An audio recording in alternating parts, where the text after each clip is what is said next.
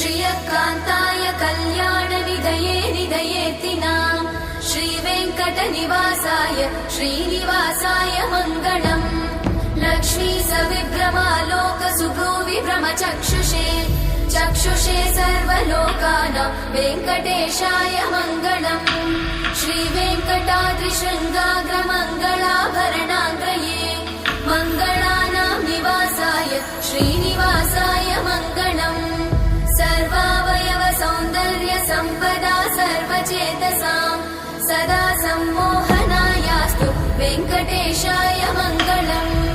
नित्याय निरवध्याय सत्यानन्दचिदात्मने सर्वान्तरात्मने श्रीमद् वेङ्कटेशाय मङ्गलम्। स्वतः सर्वविदे सर्वशक्तये सर्वशेषिने सुलभाय सुशीलाय वेङ्कटेशाय मङ्गलम्।